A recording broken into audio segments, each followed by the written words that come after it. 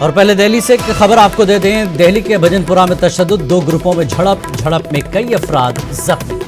हालात को काबू करने की कोशिशें जारी हैं। तो दिल्ली के भजनपुरा में तशद्दुद में 2 ग्रुपों के बीच कई अफराद जख्मी हुए हैं।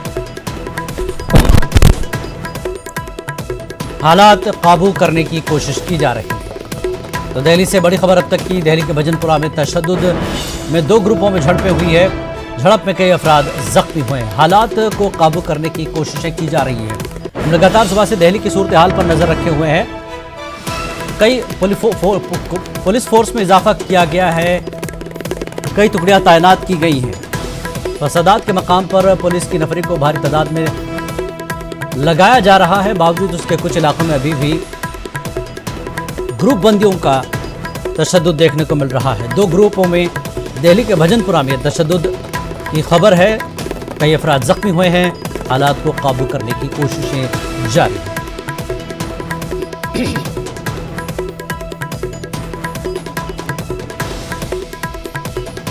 दिल्ली के मुख्तलिफ इलाकों में तशद्दुद फैला और दिल्ली के भजनपुरा में अब तशद्दुद की खबर है, जिसमें 2 ग्रुपों के बीच झड़प हुई। झड़प में कई अफराद जख्मी हुए हैं। पुलिस अपनी तैयारी में है कि किस तरह से हालात को काबू किया जाए, लेकिन अभी भी पथराव का सिलसिला कुछ इलाकों में लगातार सुनने को मिल रहा है।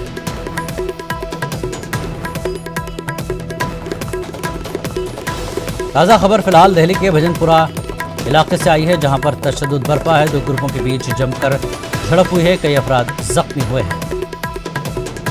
हालांकि आज ही दिल्ली में अमित शाह की सदारत में एक मीटिंग हुई। सीएम केजरीवाल और एलजी और तमाम पार्टियों के नुमाइंदे वहां पर मौजूद थे कि दिल्ली के तशद्दुद को कैसे ख़त्म किया जाए, पुरअमन माहौल को कैसे वापस लाया जाए। लेकिन तशद्दुद है कि रुकने का नाम फिलहाल अभी नहीं ले रहा है। दिल्ली के भजनपुरा में अभी भी तशद्दुद बरपा है। 2 ग्रुपों के बीच झड़प हुई है। झड़प में कई अफराद जख्मी हुए हैं। हालात को काबू करने की पुलिस की अपनी कोशिशें जारी हैं।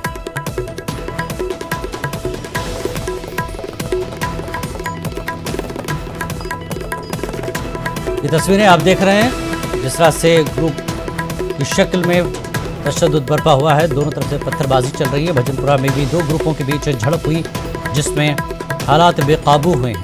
कई अफराद जख्मी हुए हैं। हालांकि 144 लगाया गया है। पुलिस को भारी तादाद में तैनात किया गया है और कुछ जगहों पर पुलिस अभी भी कमी देखी जा रही है पुलिस की। और सरकार की कोशिश है कि ज़्यादा से ज़्यादा तादाद में पुलिस को तैनात किया जाए।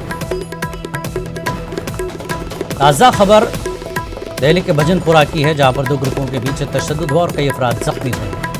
और आपको बता दें, दिल्ली के तशद्दुद के पेश नज़र अमित शाह की सदारत में मीटिंग हुई, जिसमें सीएम केजरीवाल और एलजी समेत कई लीडरान ने शिरकत की। मीटिंग में दिल्ली में नज़्म व नस्क बरकरार रखने के लिए हिकमत अमली तय हुई।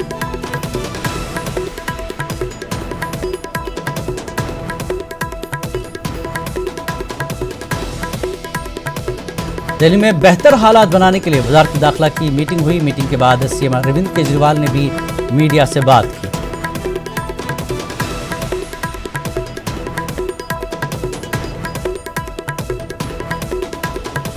और इस मीटिंग के बाद दिल्ली के एलजी ने भी मीडिया से बातचीत की।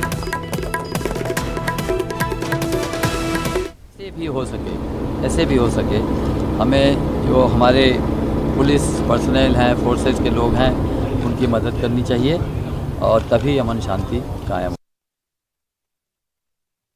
सब लोग चाहते हैं कि ये हिंसा रुकनी चाहिए। हिंसा से किसी का भी भला नहीं हो रहा है।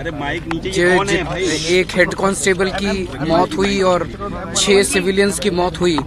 वो सब लोग किसी न किसी के घर के लोग थे और हमारे अपने दिल्ली के लोग थे। तो जितनी हिंसा बढ़ेगी उसका किसी को भी फ़ायदा नहीं है। अभी गृह मंत्री जी ने सभी पार्टियों की और ऑफिसर्स की, कंसर्न्ड ऑफिसर्स की, पुलिस की मीटिंग बुलाई थी, जिसमें एलजी साहब भी मौजूद थे, बीजेपी के भी रिप्रेजेंटेटिव्स थे, आम आदमी पार्टी के थे, दिल्ली के मुख्यमंत्री के रूप में मैं था, पुलिस कमिश्नर थे, कांग्रेस के रिप्रेजेंटेटिव्स थे और बहुत सकारात्मक मीटिंग रही जिसमें पार्टी पॉलिटिक्स से ऊपर उठ के सबने ये तय किया कि ये हमारी अपनी सबकी दिल्ली का मामला है और सभी पार्टियां मिलके और सभी पॉलिटिकल रिप्रेजेंटेटिव्स मिलके दिल्ली में वापस शांति बहाल करने के लिए जो भी संभव प्रयास है हम सब संभव प्रयास करेंगे। सभी अथॉरिटीज़ ने और गृह मंत्री जी ने आश्वासन दिया है कि जितनी भी पुलिस की कोई कमी नहीं होने देंगे, जो भी ज़रूरत पड़ेगी हम सब लोग मिलके करेंगे। सर वहाँ पुलिस को लेकर अरविंद सर पुलिस को लेकर भी सवाल कि पुलिस की अगर उसकी ज़रूरत पड़ेगी तो मुझे उम्मीद है कि पर अभी शायद जो पुलिस एक्शन ले रही है, पुलिस के एक हेड कांस्टेबल की मौत हुई है और कई पुलिस वाले सीरियसली घायल हैं। मैक्स हॉस्पिटल के अंदर 9 पुलिस वाले घायल हैं, जीटीबी हॉस्पिटल के अंदर 16 पुलिस वाले घायल हैं। तो पुलिस वाले अपनी तरफ से कोशिश कर रहे हैं। ऐसा लग रहा था, मैं भी नीचे सबके साथ पिछले 2-3 दिन से टच में हूँ, ऐसा लग रहा था कि पुलिस की नीचे कमी नज़र आ रही थी। तो वो आश्वासन दिया है कि कोई कमी महसूस नहीं होने देंगे और जितनी ज़रूरत पड़ेगी उतनी पुलिस की वो मुहैया कराएंगे। और सब लोग इसके ऊपर पार्टी पॉलिटिक्स से उठ के सब लोग अपनी दिल्ली में शांति बहाल करने के लिए प्रयास करेंगे।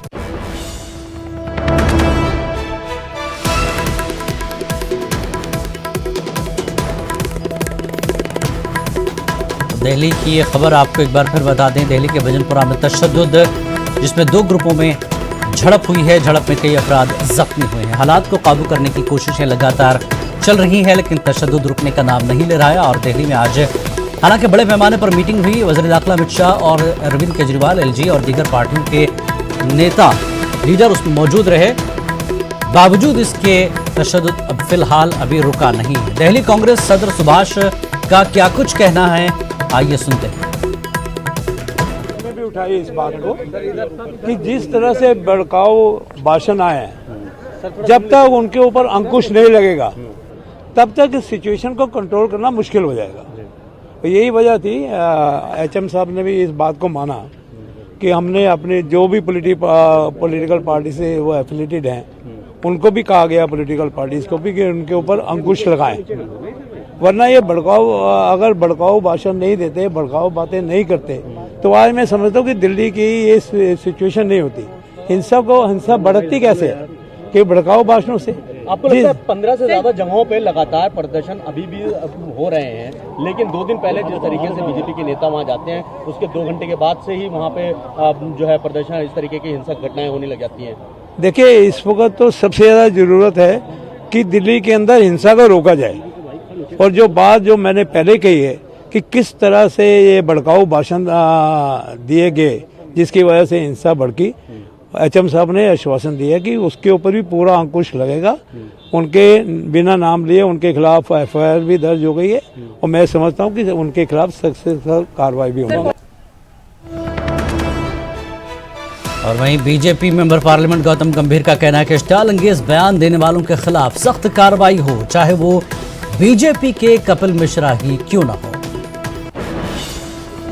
चाहे वो किसी भी पार्टी का हो, चाहे वो कपिल मिश्रा हो, चाहे वो कोई भी हो, जिन्होंने भी प्रोवोक करने वाली स्पीचेस दी हैं वो बिल्कुल एक्सेप्टेबल नहीं है। उनके अगेंस्ट भी एक्शन होना चाहिए, उनके अगेंस्ट भी स्ट्रिक्ट एक्शन होना चाहिए। अल्टीमेटली यहाँ पर ये जो है अब ये पार्टी का मुद्दा नहीं रह गया, ये सारे दिल्ली वासियों का मुद्दा रह गया। सारे दिल्ली वासी खुश तरीके से, शांति के तरीके से रहना चाहते हैं। एक बहुत सुंदर दिल्ली है, हर तरीके से हम एक बेहतर दिल्ली बनाना चाहते हैं। लेकिन चाहे वो कपिल मिश्रा हो, चाहे वो कोई भी व्यक्ति हो, अगर वो ऐसी स्पीचेस देंगे उनके अगेंस्ट स्ट्रिक्ट एक्शन हो और जिस तरीके का एक्शन होगा मैं उसके साथ हूँ।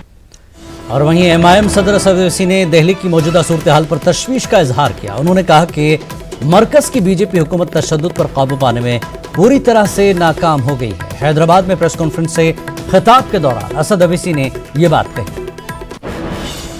वायलेंस क्यों हुआ उनको बोलो, उनकी नाक के नीचे वायलेंस हो रहा है। क्यों हैदराबाद में पड़े हुए हैं? जाइए दिल्ली को जाइए, कंट्रोल करिए। यहां क्यों बैठ के मिठाई खा रहे आप? कब तक मेरे नाम की मिठाई खाएंगे? जाइए, आपको एमओएस होम बनाया गया है, दिल्ली जाइए, दिल्ली को कंट्रोल करिए। क्या हो रहा है होम मिनिस्ट्री में? लोग बड़ी उम्मीद थे, वो लोग बीजेपी के लोग बोलते थे कि अमित शाह क्या हो रहा है, फिर बताइए। कैपिटल के अंदर एक नहीं, जामिया हो गया, जेएनयू हो गया, इलेक्शन में इस तरह का बातें कही गई। अब कल जो हरकत हुई और आज भी हो रहा है, कंप्लीट नाकामी है इसमें। बीजेपी एज अ गवर्नमेंट की पूरी नाकामी और वो जिम्मेदार है इसके। भारत के कैपिटल के रहने वाले लोगों के घर जल रहे हैं, गरीब पिट रहा है, पूरी मार्केट जल रही है। और मैं क्या बोलूं सर, मुझे अपनी देश की फिक्र है। मुझे देश की राजधानी में ये जो नंगा नाच हो रहा है उसकी फिक्र है। मुझे फिक्र नहीं है ट्रंप की, मुझे हरगिज फिक्र नहीं। मुझे अपने देश की जनता की फिक्र है, सिटीजन की डिग्निटी की फिक्र है, गरीबों की फिक्र है। उस पर तो कोई बात करिए ना, उस पर क्यों नहीं बात किया जाता है।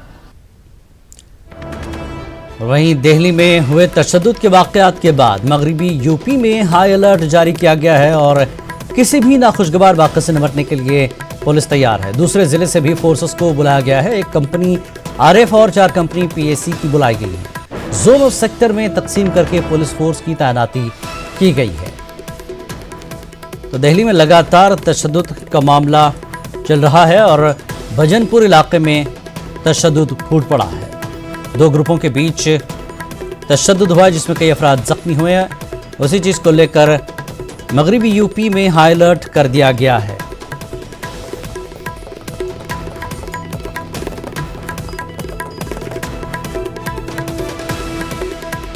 मगरबी यूपी में हाई अलर्ट किया गया है जिसमें नाखुशगवार वाक़े से निपटने के लिए पुलिस पूरी तरह से मगरबी यूपी में तैयारी चल रही है। दूसरे जिले से भी फोर्सेस को मगरबी यूपी बुलाया गया है और कंपनी आरएफ और 4 कंपनी पीएसी की बुलाई गई है। जोन सेक्टर में तकसीम करके पुलिस फोर्स को तैनात किया गया है।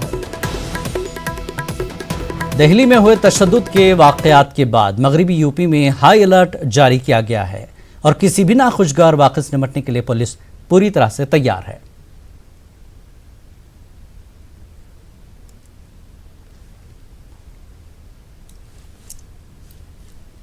हुआ है उसको मद्देनजर रखते हुए कल शाम से ही जनपद मेरठ की पुलिस फोर्स पूरी तरह से सक्रिय है और जो भी जनपद के मुअज्जिज और संभ्रांत लोग हैं सभी लोगों से बातचीत कर ली गई है।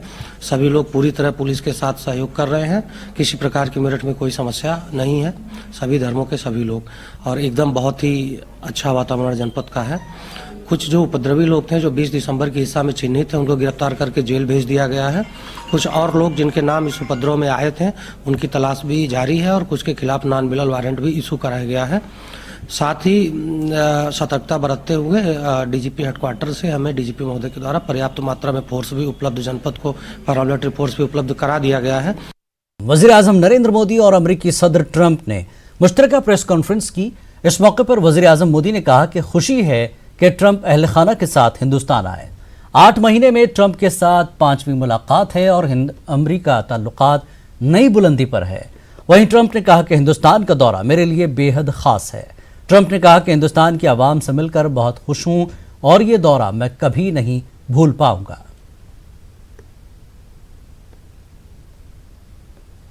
राष्ट्रपति ट्रंप और उनके डेलीगेशन का Once again, a very warm welcome to President Trump and his delegation in India. I am especially really happy that he has brought his family with him on this visit. Again, that the relations between the United States and India are not just limited to the relations between two governments. They are people-driven and they are people-centric. This relationship is the most important partnership of the 21st century, and therefore today President Trump and I have taken a decision to raise our partnership to the level of a comprehensive के स्तर पर ले जाने का निर्णय लिया है। संबंधों को इस मुकाम तक लाने में राष्ट्रपति ट्रंप का अमूल्य योगदान रहा है। फ्रेंड्स, आज हमारी चर्चा में हमने इस पार्टनरशिप के हर अहम पहलू पर सकारात्मक विचार किया, चाहे वो डिफेंस एंड सिक्योरिटी हो, एनर्जी स्ट्रेटेजिक पार्टनरशिप हो, टेक्नोलॉजी कोऑपरेशन हो, ग्लोबल कनेक्टिविटी हो, ट्रेड रिलेशंस हो या फिर people to people ties. Bharat और अमेरिका के बीच बढ़ता रक्षा और सुरक्षा सहयोग हमारी स्ट्रेटेजिक पार्टनरशिप का एक बहुत अहम हिस्सा है। अत्याधुनिक रक्षा उपकरण व प्लेटफॉर्म पर सहयोग से भारत की डिफेंस क्षमता में बढ़ोतरी हुई है। हमारे डिफेंस मैन्युफैक्चरर्स एक दूसरे की सप्लाई चेन्स का हिस्सा बन रहे हैं। भारतीय फोर्सेस आज सबसे अधिक ट्रेनिंग एक्सरसाइज यूएसए के फोर्सेस के साथ कर रही है। पिछले कुछ सालों में हमारी सेनाओं के बीच इंटर ऑपरेबिलिटी में अनप्रेसिडेंटेड वृद्धि हुई है। फ्रेंड्स, इसी तरह हम अपने होमलैंड्स की सुरक्षा और अंतर्राष्ट्रीय अपराध से लड़ने के लिए भी सहयोग बढ़ा रहे हैं।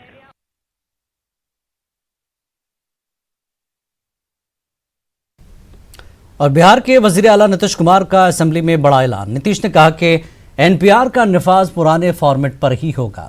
साथ ही नीतीश ने कहा कि एनआरसी लाने का कोई मतलब नहीं है। एनआरसी लाने से लोगों को परेशानी बढ़ेगी, इसलिए एनआरसी लाने का सवाल नहीं है।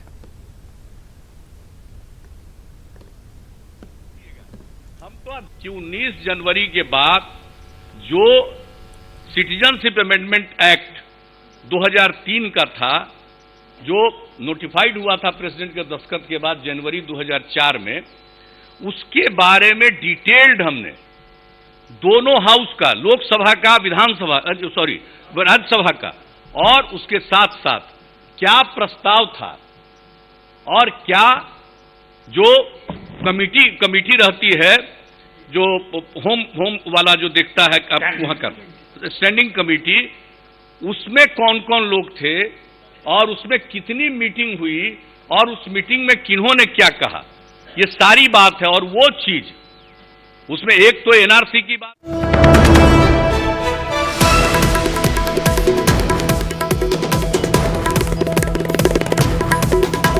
असेंबली में पास हुआ है रेजोल्यूशन। जी हां, सिर्फ ऐलान हुआ था, लेकिन अब बाकायदा बिहार की असेंबली में करारदाद पास कर ली गई है। बरसर इख्तियार हुकूमत ने, नीतीश कुमार की सरकार ने बिहार में कह दिया कि एनपीआर लागू नहीं होगा, एनआरसी लागू नहीं होगा। असेंबली में रेजोल्यूशन पास कर लिया गया है। बड़ी खबर इस वक्त की, सबसे बड़ी खबर आपको बता दें, जैसा कि हमने सुबह भी कहा था कि नीतीश कुमार ने असेंबली में कहा कि एनपीआर 2010 के मुताबिक होगा और एनआरसी लागू नहीं होगा, इससे लोगों की परेशानी बढ़ेगी। इसी बयान को लेकर अपोजिशन की तरफ से मांग की गई थी कि असेंबली में करारदाद पास की जाए, रेजोल्यूशन पास किया जाए। तो अपोजिशन की मांग को देखते हुए असेंबली में बाकायदा रेजोल्यूशन पास कर लिया गया है, जिसमें एनपीआर 2010 के मुताबिक होगा और एनआरसी नहीं होगा। बिहार की असेंबली से बड़ी खबर, जी हां, बिहार की असेंबली में ये करारदाद पास की गई है कि एनपीआर 2010 के मुताबिक होगा और एनआरसी लागू नहीं होगा। बिहार में नहीं लागू होगा एनआरसी और एनपीआर। बड़ी खबर, बिहार असेंबली में करारदाद पास कर ली गई है कि रियासत में यानी बिहार में एनपीआर और एनआरसी लागू नहीं होगा।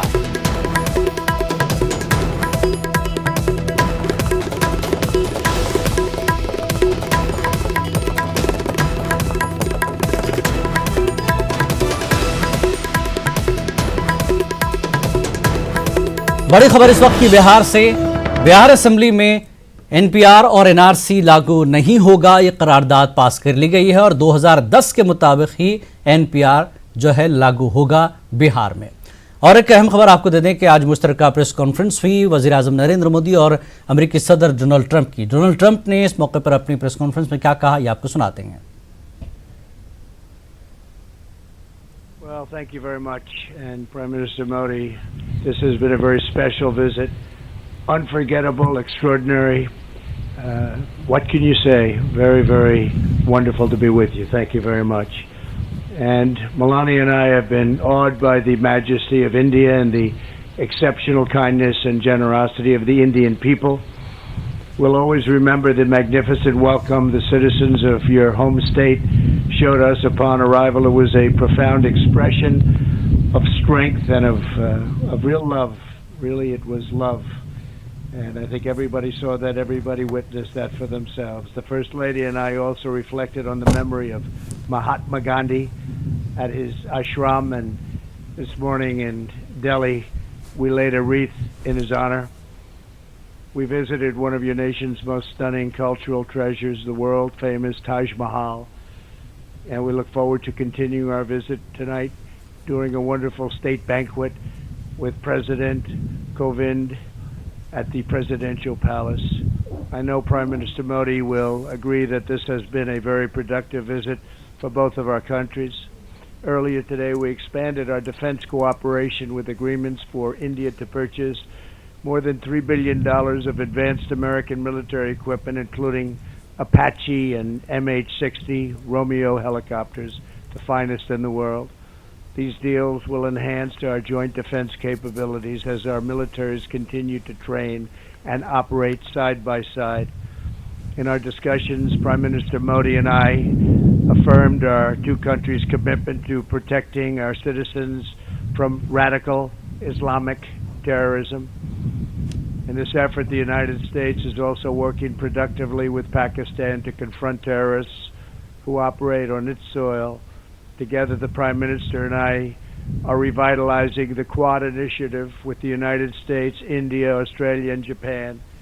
Since I took office, we have held the first Quad ministerial meeting. I guess you would call it a meeting, but it seems like so much more than that, an expanded cooperation on counterterrorism, cybersecurity, and maritime security to ensure a free and open Indo-Pacific. As we deepen our partnership with India, we remember that our two countries have always been united by shared traditions of democracy and constitutions that protect freedom, individual rights, and the rule of law.